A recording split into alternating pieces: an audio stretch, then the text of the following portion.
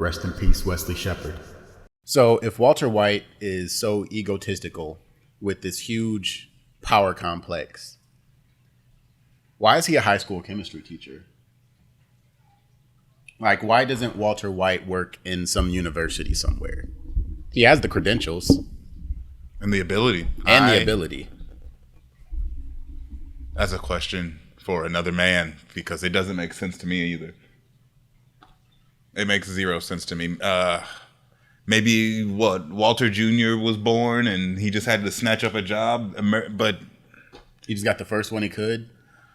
There's got to be something like... He was already working in a lab when he was like with Skylar in their past. That's established. So like, why didn't he continue that line of work? What changed that he ended up a high school teacher? I don't know. You would have to know how long he's been a high school teacher, because, all right, you can look at it in the context of 2007, 2008, and you had like the housing market collapse. You know, that could be the state of the economy, could be the reason why he needs two jobs. But after leaving Gray Matter, selling his stake and all that kind of stuff, he has this option and he decides to be a chemistry teacher, but he decides to be a high school teacher. You got to imagine that he either like was pushed into it, or like Skylar convinced him to do it, or whatever, because you learn throughout the series that like he is very unhappy. Yeah. With his whole life. Maybe he's like resigned to a more mundane life. You know what I'm saying? Maybe he's given up on his ambitions and it's getting cancer that wakes that up out of him. Maybe. Finding out that he's about to die is like, well, no, I can't just die. Not like this. This isn't how I want to be remembered. Nah, I mean, you know, Walter he's smart. He's really good at what he does. And he's got a bunch of hubris, so. Arrogance. That's a good word for it too.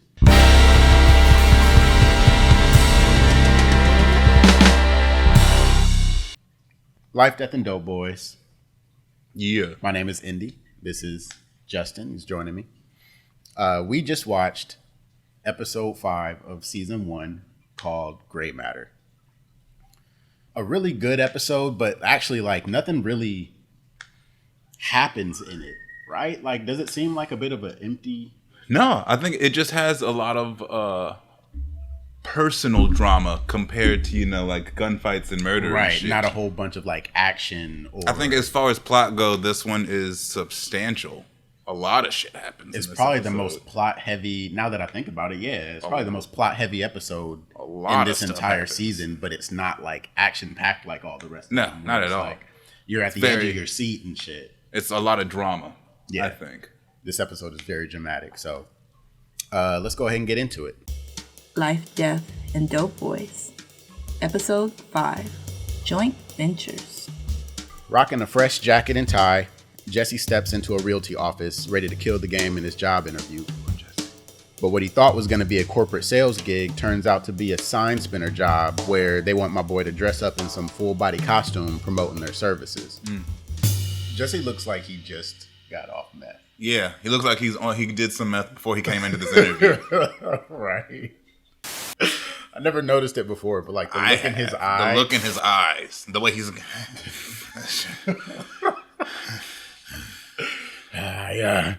Yeah. No, it looks like he like just smoked a bowl in the car to calm his nerves before walking into this interview. Yeah, he's squirming already.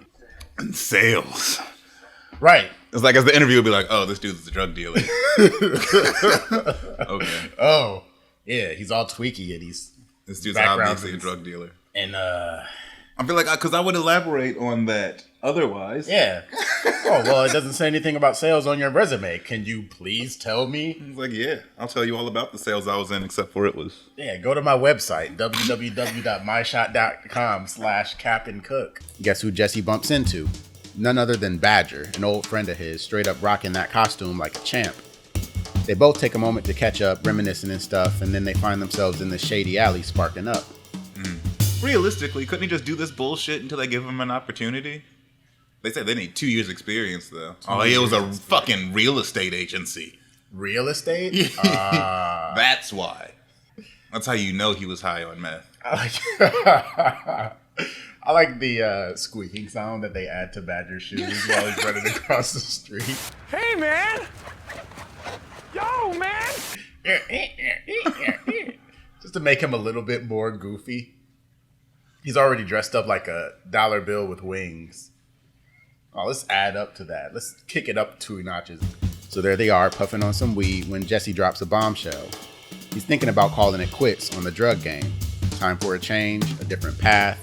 But Badger offers to join forces if Jesse ever decides to jump back into the game. He even says he'll hook him up with some pseudo. It's crazy how you can go from talking about you're on probation 1 minute to being like, yo, let's cook some meth. Like, very same conversation. I mean, it went from I'm on probation to do you have some crystal that I'm trying to use to, yeah, I was cooking, but... It's like, bro, we're just smoking a joint. Like, you kicked it up a few notches. I gotta go. Right. How do you know I'm still into this? Which, realistically, it was, what, probably just a few days ago? Maybe a week ago that all that shit happened? They remember... No, from Emilio to this? Yeah. I'm gonna say it's been like a month. You would say so? Yeah. From them killing Emilio, Jesse dropping off the money, all the shit that's happened with Walt. Yes. Yes, I think it's been like a month at least. I feel like it's been maybe like 2 weeks, all right? It's because by the time the family learns about it, it's been 2 weeks. It's been a month since he's had cancer for a month when Skylar learns. And there's no way another couple weeks goes by without like this intervention happening in this episode. I disagree. I think the intervention only happened because Skylar's idea of getting Elliot to pay for it didn't work. I think that they do the intervention afterwards. I think that was Skylar's plan, and Walt fucked it up. And so she did the intervention out of like desperation. Yes. I wonder how much time. That's a good question, actually. Walt and Skylar slide through this birthday bash for Elliot Schwartz, Walt's homie from back in grad school and his ex-business partner. The invitation did not say no gifts, for sure. It definitely didn't say no gifts. That's not the detail that they overlooked. If it did say no gifts, then no gifts must have been code for bring a gift. Bring a fucking gift. Holy shit. Probably said don't wear beige either. That's why they're all flashy. They look like they're going to a red carpet premiere. It's weird. Like, this is supposed to be your best friend's birthday party. He doesn't want to go. He doesn't seem to enjoy himself. Nah, he doesn't start having fun until it's just him and Elliot. And then Skylar ruins it. I think it's the entire, like, party. Because when you think about it, okay, Walter White he's a nerd. He went to school for at least 8 years and then went straight to working at a laboratory. Like, Walter White's personality, like, he doesn't have any friends. His social circle consists of Jesse Pinkman, and then he associates with his family when they're around. But he doesn't have, like, homies. Any friends he could make, he murders them, doesn't he? There are definitely people who try to be Walter's friend, and Are you talking about Gail? No, I wasn't talking about Gail, but that was a wound you just opened. I forgot about that. I wasn't thinking about Gail. I wasn't thinking about Gail at the time, but yes, that is a very good example. At the party, Walt lays eyes on this fancy frame holding a scientific American cover story all about Elliot's company, Gray Matter Technologies. And he ends up mingling with some of Elliot's bougie colleagues, too. They ask him where he teaches, and he avoids the question. Damn, this shit's nice as fuck. He's gonna look at stuff he could have had if he wasn't a jackass. I think he has deep resentment and envy towards Elliot, specifically. He's the white and gray matter. He helped come up with the name of the motherfucker. Yeah, there's got to be some sort of, there's envy and resentment. Especially with it being... Because, all right, you can tell that he still follows the company. With him talking about, like, the patent. Bro, and I think yes, definitely that. But in the last season, he's talking to, I think, Jesse about why the fuck he's doing this. And he straight asks, he's like, do you know how much they're worth? And Walter knows exactly how much gray matter is worth. And he says he checks up on it like regularly. Like he keeps track of how much the company is worth. You're right. He does say that. He He's checks it obsessed like, if not by it. daily, weekly. Yeah, he checks it regularly. He's obsessed with it. To make matters worse, Walt and Skylar get mad embarrassed when they see their gag gift of ramen noodles ain't no match for the bougie presents them high-class guests bringing. But guess what? Elliot straight loses his mind over them noodles. They were cheap fuel that kept Walt and Elliot going while they built gray matter. It was like their lifeblood. This would be the part of the party that I would not be into. I'd be like, we got to stand around and watch this. Yeah, as any of these guests. 39 to 40-year-old man, we got to stand around and watch him open every single one of these gifts. Every single one of these gifts. There's It's like a good thing 50 their gift gifts was there. first. And they're all huge and very well wrapped. Like they probably do leave after this. They don't.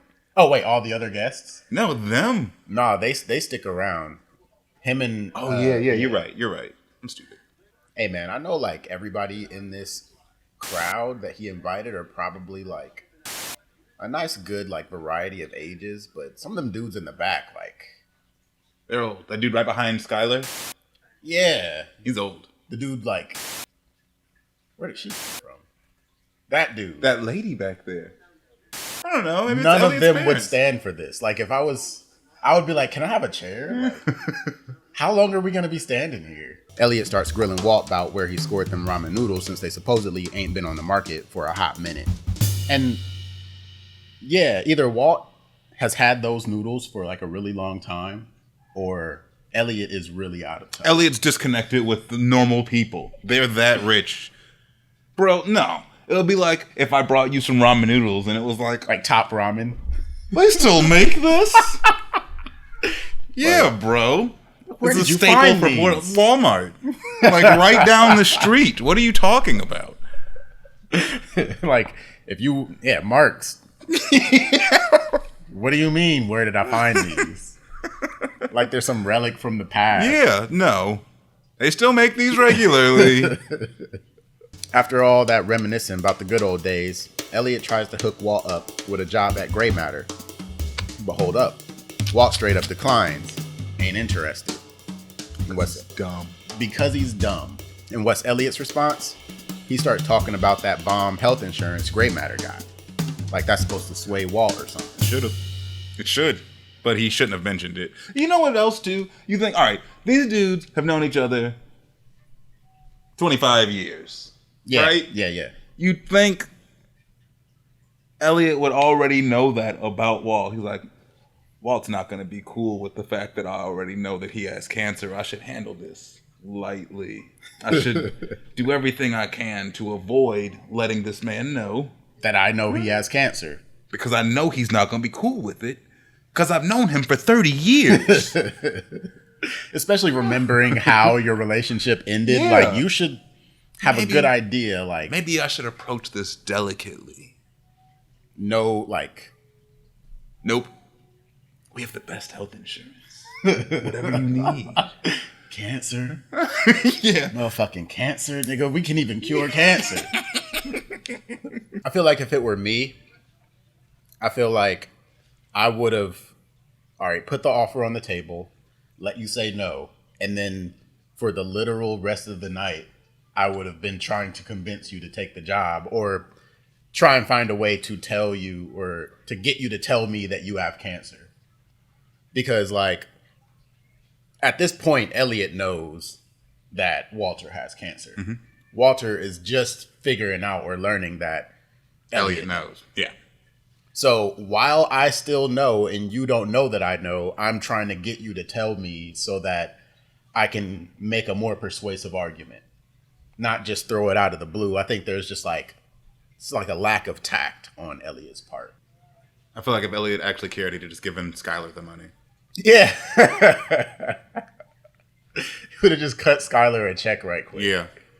If Elliot really cared, it'd have been like, no, he's not going to take the money from me, so you take it. Because you obviously want this $900,000, so here you go. Problem solved. Save my friend's life. Oh, and the seafood table, did you see that? They had lobster tail, they had crab legs, like shrimp, they had... She just named 3 foods that as a pregnant woman, she can't eat. Yeah. I never caught that until just now. You can't eat shellfish, bitch. Why are you even over there? I would not have caught that. Maybe until after I had kids. I had never caught it until now. I've definitely seen this as a parent. Nope. She can't eat shellfish. You can't have had that lobster tail or shrimp or crab legs. Like, why are you even over there? maybe the point is that she's just filling the space with whatever the hell. Yeah, she's just over there looking. My boy Walt's not feeling it. He's all kinds of upset as him and Skylar bounce from that party. He's straight annoyed because he finds out Skylar spilled the beans about his cancer diagnosis to Elliot. Walt ain't having none of that, man. He accusing Skylar of putting Elliot up to paying for his treatments and whatnot. She's well within her right. It makes sense to me. What a bastard. Yeah. What a son of a bitch. Completely offended. I get Walter likes to take care of his own shit. I completely understand that. I don't need your help, or your charity, or your handouts. I'm going to figure this out on my own if I want anybody to figure it out at all. Yeah. But also, was he like offended? Why is he trying to treat it like an insult? Like Elliot straight up meant to dig into him. Like, yeah, you want me to buy your cancer treatment, broke boy? Yeah, poor ass bitch.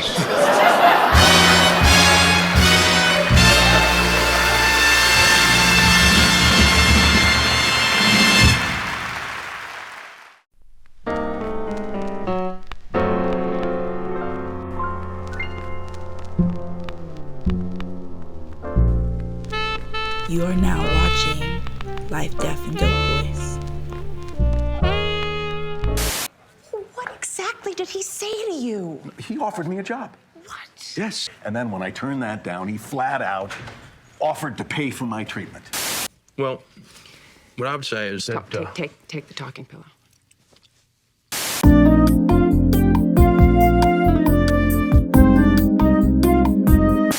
No, like he's literally just trying to save your life, man. Better to spend somebody else's money. The Hank argument. Yeah, the Hank argument. It's crazy that you agree with Hank and Marie. They're right. Hank and Marie are right. It's weird how often Hank is right. He shouldn't be right so often. The next morning over breakfast, Walt and Skylar are giving each other the silent death stare. The tension is thick, man. Damn, like Junior is actually really perceptive. Because at first you might just think he's just being a dick, but the way he like looks at him and then looks at her and then is like, all right, you guys got to talk about something, so I'm getting the fuck out of here. Meanwhile, Jesse's showing Badger the RV and they decide to hit the desert to cook up some meth. Badger's clowning around while Jesse gets to work in the kitchen. But damn, Jesse ain't feeling a new batch. He's disappointed with the low quality of the meth he's cooking, straight up dumping batch after batch. Okay, yeah, they're for ventilation, but did you make these holes with bullets? You did not answer the question. Yeah. Are those bullet holes? I didn't ask what they were for. Are they bullet holes? Kind of shit that like black people would see and be like, oh. Those are bullet holes. Can you tell me that story? What happened right here? Badger came to kick it. He did not come to help. He came to kick it. He's got fucking snacks Cheetos and beer and shit. Badger did not come to help make drugs today. He wanted to hang out and watch you do it. But at the same time, like, this probably what Badger is used to as far as like cooking with Jesse. I don't doubt that Badger has been there more than a few times that Jesse was making a batch, and that was the vibe. Bring some Funyuns and some Mountain Dew and some beer, and we're gonna kick it while I cook this meth. Like, but Jesse is super serious all of a sudden. As far as Badger's perspective is concerned, this is not normal for Jesse. Yeah, you're right. He is probably getting a taste, though, of what it was like to work with him as Walter, that first cook. Now let's shift gears to Junior and his crew on a chill weekend evening. They posted up outside a convenience store waiting for someone to hook them up with some brews. Hey, would you buy a kid with cerebral palsy beer? Ooh, no. That is the kid that I wouldn't buy beer That is for. the kid that I would not buy alcohol for. I don't care how sorry I might feel for you. I am not going to potentially kill you. Yeah. I don't know what effects alcohol has on kids with cerebral palsy. I agree. So, no, you can't have it. No. I fell off of my bike. No, you have cerebral palsy. No, you can't have any beer, kid. I don't even know what to say to your punk ass. He didn't even do anything. Who? Walter Jr. He attempted to solicit adult into purchasing him out liquor. Is that not like illegal? It's illegal. That's but doing something. Man. God, I'm gonna have a house full of teenagers soon. I need to tighten it up. I remember standing outside of liquor stores trying to get people to buy alcohol for you. It's never good. Nothing good ever comes of it. Really? Is it like I don't know. Because all right, so I didn't drink until I was 21 anyway. So I don't have the experience of like trying to drink underage. I don't have any context for how easy or difficult that might be.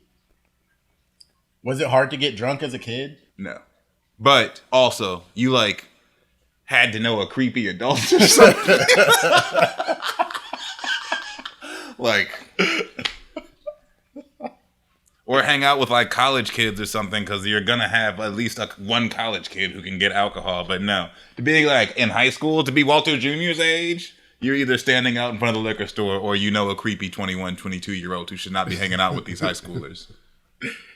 God, or older. Yeah, exactly. That's just what it is. But yo, Junior's friends book it when they realize the dude he approached is actually an off-duty cop. Just leave that poor kid. I don't even know if they're really his friends. I think though. it's messed Who are up. They these made dudes? him. Maybe the tactic is that maybe whoever we ask will feel bad because Walter Jr. has cerebral palsy, and they'll be like, that's what I think. "Oh Like, man, they're not gonna say no. I'll They're help gonna... this dude." But in Walter Jr.'s perspective, it'd be like, "What if we need to run? I need advanced warning. Yeah. I need to know. I can't be the person in case we got to dip because you guys are gonna leave me." Yeah, have somebody else approach him and be like, yeah, man, our friend has cerebral palsy. Man, we're just trying to get drunk. Lucky for Junior, though, he gets off with a warning because Hank vouches for him like a boss. Hank takes Junior home and starts theorizing to Skylar and Marie, thinking Junior's acting out because of Walt's illness or the marijuana he's been smoking. Skylar clears that all up, saying it was Walt smoking the weed. Skylar's all confused, wondering why Walt ain't getting the treatment when it's fully paid for. She suggests they gather around and have a serious sit down with Walt, let everyone in the fam speak their minds and voice their concerns. If I found out if my spouse had life-threatening cancer and their best friend was a millionaire and they refused help from their best friend, I would definitely go behind their back and be like, yo, we'll take that money if you're still willing to offer it. Like, they need this treatment. And as a friend, I would still give it to their wife or like, all right, here you go. Sure, yeah, here you go. Like, this money is yours. As far as I'm concerned, it's not even mine anymore. If Walter won't take it, then you take it. Yep. And pay for the cancer treatment with it. Like, yep. It makes sense. Especially after he agrees to the treatment. Yep. First call as Skylar, if she'd have been in her right to call Elliot and Gretchen right then. Meanwhile, Jesse's in his own world, cooking up some meth and tossing out batch after batch. He's not satisfied. He knows they can do better. When Walt walks through the front door, he's greeted by the whole fam chilling in the living room. Skylar starts going off, not understanding why he's turning down treatment. Then she passes the talking pillow around, making sure everyone shares their thoughts like they're some kind of therapy group. If I ever walked into the house into an intervention, there better be somebody coming in with me to stop me from leaving immediately. Like, you'd have to trick me and have someone there with me coming in to stop me from walking back out the door. No, Justin. Sit down. Sit down. This is what we're doing. This is what's happening. No. Walter should have just turned tails. Hell no. The bathroom and then climb out the window. He still has his keys in his hand. The door's right there. Hell no. Badger, though, gets all pissed off at Jesse for wasting the pseudo that he worked his ass off to get. They start scrapping, and Jesse ends up shoving Badger out the RV and peeling out like a bat out of hell. Badger's so mad he even takes out a damn crossbow and starts firing at the RV. Yeah, because it's like, dude, that's a lot of drugs there. That's a lot of drugs that Jesse's about to do. He's already thrown away 2 of those. It's probably like a couple of pounds of methamphetamines Jesse's just gotten the fuck rid of. He looks like he just wants to do some, but still. Yeah, he's all sweating and shit. The anxiety of throwing out thousands of dollars would be very frustrating. Like, nah, bro. I've just watched you throw away 2 of these already. Getting all this Sudafed was difficult. Yeah, I used my own money to get this Sudafed. And then on top of that, it's like you're seeing yourself get cut into this business operation. Like, thinking of it from Badger's point of view. He's almost Jesse's partner. You cook this crazy meth. It's better than anything you've seen. It's not as good as the glass, but like, he's fiending for it. He's talking about quitting his sign twirling job and just doing this instead. Like, he's got some high hopes about this. And then in episode 5, he gets cut out of the operation and is never a meth cook again. I think he sells it later as like a part of like the street team. But yeah, but by then Walter's helping again. It's Walter's meth. yeah.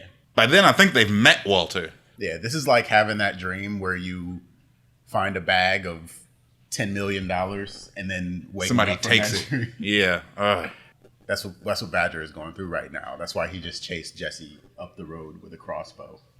So at the intervention, Hank, always with his sports references, tries to explain Walt's cancer using metaphors.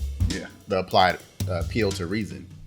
How long into this do you think Hank realized that Walter doesn't watch baseball? I don't think he ever does. This is a very involved analogy. And like, I think after he that- says no then... I think Hank loses track of his analogy. Hank's advice is like the best advice if Walter wanted to live. Like, if Walter wanted. It's advice that Hank takes himself later. What do you mean? Is it next season? It's probably next season when Hank gets Shot up. yeah. And Walter pays for his surgery and all that. They tell him that they won the lottery or he won it gambling. And Walter pays. Yeah, you can pay for my treatment, please. By all means. Thank That's you. very consistent. Yeah, I didn't realize that. Hank is Junior. He ain't holding back. Calls his old man a pussy for refusing treatment, talking about how he's been dealing with cerebral palsy all his life. An aggressive take. This whole situation would piss me off. You're going to have my fucking junior in high school ass son call me a pussy to my face, and then I'm just going to... All right, maybe you guys are right. Nah. First of all, you go to your room. The fuck? Yeah, immediately. All right, now the adults in the room. Let's Time talk about out. Intervention's over. We're going to talk about this later. Go to your room. Fuck this. Fuck all of you if you think this is okay. Oh, look at Hank like. What is this? Bro, imagine being Hank and Marie in that instant. Being Hank. Ooh. Just call your dad a pussy? Couldn't be me. You like start taking your rings off. Marie jumps in next, and surprisingly, she and Hank support Walt's decision to die on his own terms. It's the only time in the whole series that anyone will ever agree with Marie. Ever. She's right. But This one time. it's the only time. Ever. I guess we'll see. I don't know. Like, there's a tiny section of the story that happens in between Hank learning that it's Walt and Hank dying that I'm looking forward to rewatching that and watching Marie and like seeing what her character is like during that time, what it ultimately comes ahead of. And so I'm going to withhold even though that's a long time to hold that opinion, to reserve that back. I'm going to reserve that. Yeah. Put a bookmark there. But Skylar, she ain't having none of that. She's trying to pressure them into taking her side, playing the guilt game. Like, this is a dick move, Marie, but she's not wrong. She's not wrong. I mean, like, the fact that Skylar kind of like staged it as an intervention where everybody gets to say what they feel is what screwed Skylar. She should have told everybody that, hey, like, I'm doing this to convince Walt to do the surgery or do the radiation Yeah, therapy. fuck everybody's actual opinions. But Marie does have like, she's got a good point. She's got a good perspective. Like, who would have expected Marie to be the one to come through with? Finally, Walt gets the chance to speak up with the talking pillow. Questions what's the point of living a little longer if chemo would take away any chance of a normal life. He stands firm on his decision to refuse treatment, and you can feel the weight of his conviction. What's interesting is that, like, out of everyone's takes on Walter's situation, between everyone in the room, the only like persuasive statements come from Walter and Skylar, because like Hank's is more like advice, what he would do. Marie's is sort of like support. Junior is just he's just outlash. Yeah, he's just expressing himself the best way a teenager would know how. Yeah, but at the end of the day, this could have been a conversation just between Walter and Skylar. Yup, I agree. Because that's who he's talking to right now. He's not talking to the rest of them. Hell no. He's looking right at her. And her point was the only point that Mattered. You know, you're not going to be here for... Likewise, his argument is substantial. Yeah. After this, it's really like, where does the conversation go after this? Right. Because they both have, like you said, very substantial arguments, very substantial points. You got Skylar, who would be a widow and a single mother to a newborn baby, who in the world wants to be in that situation? Like, and then also you really care about this man who just got a death sentence. But as far as Walt is concerned, like, this is a suicide mission. Like, he's out of the game. He's like, I'm raising money to... Yeah, take care of you guys afterwards. The next morning, Walt sniffing Skylar's pillow and skin cream, peeping them baby and cancer books on her nightstand. Wonder what makes him change his mind, because this is just the next morning, and it was such a legitimate argument. It's got to be this stack right here. And hold up, because I actually took a note of this. So sitting on the bedside table, Skylar's side, there's 5 books.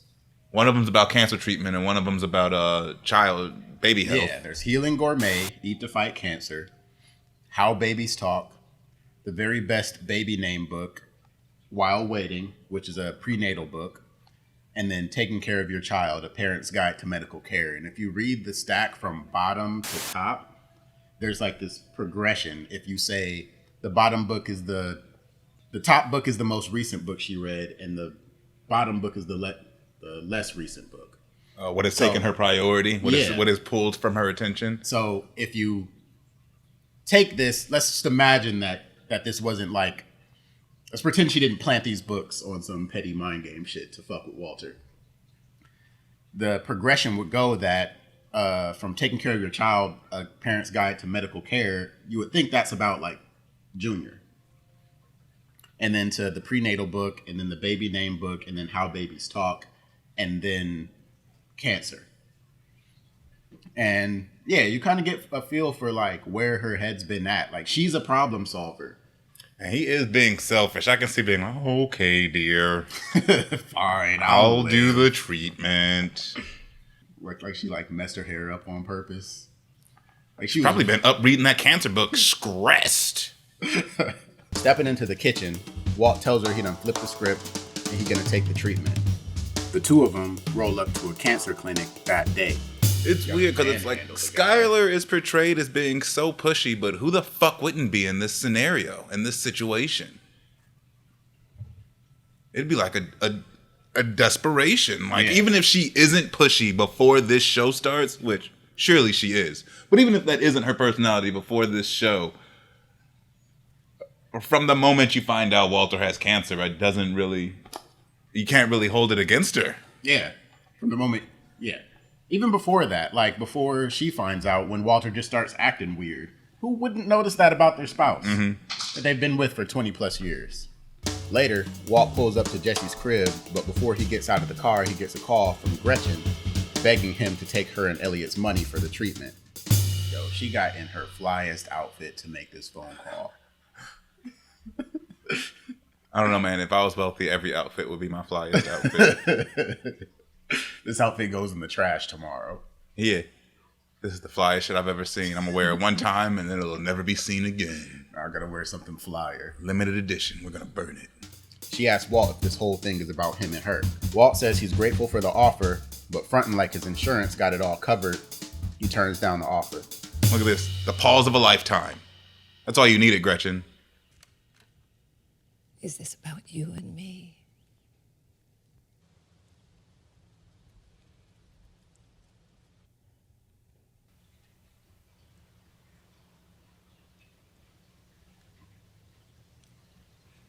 Gretchen, I really. Jesus Christ. Like 10 to 15 What a full pause. seconds. Come on.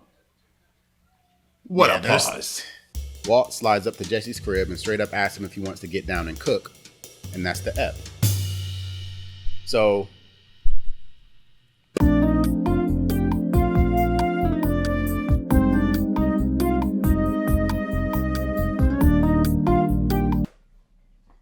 So this episode was a Walter heavy episode. The last episode I feel like was a little bit more balanced, but the last episode was like a Jesse ep. Yeah. Of the episode we met Jesse's parents. Yeah, Yeah, that was a Jesse episode. that was like a Jesse episode. I feel like if there was, like, if Jesse was the main character, because they used the first episode of Breaking Bad to, like, sympathize you to Walt. If Jesse was the main character of Breaking Bad, then that was his episode. Does Jesse have like felonies or something? They never really mentioned anything like that, but if they never caught him as Captain Cook, Jesse probably has at best like some minor possession misdemeanors. Yeah. Why does he, is it, all right, because like the job interview at the beginning of this episode, he's trying to be a real estate agent, which is well beyond his means, obviously. Yeah. But you could step it down a notch and work for like a used car lot, or if you want to be in sales, okay, go work for fucking T-Mobile or something, bro. Like, Get your sales either we were talking about like during that interview, Jesse's got to be high on meth because I can't understand logically why the fuck he'd go for a real estate agent job. Yeah. Yeah, he definitely... Jesse probably sitting in his car in that suit with the newspaper, smoking a bowl of meth looking at jobs. And he had a wanted sales position. How did you man? Let's go see about it. So see about this job. Yeah, I could definitely see Jesse doing that. All right, so thank you all for watching this week's episode of Life, Death, and Dopeboys. If you enjoyed listening to us, please like and share this video. Also, subscribe and leave a comment. We'd love to hear some of your feedback. Maybe we'll make something to respond to a few of the better comments that we like. But if you were watching this on YouTube, then you just watched an abbreviated version of this video. If you want to see the whole thing, go to our Patreon, check that out, and you'll be able to watch the entire episode, which is probably going to be a good, 20 minutes longer. At least. At the least. Your support means the world to us, and we sincerely appreciate each and every one of you. See you next time. Wes. Rest in peace, Wes.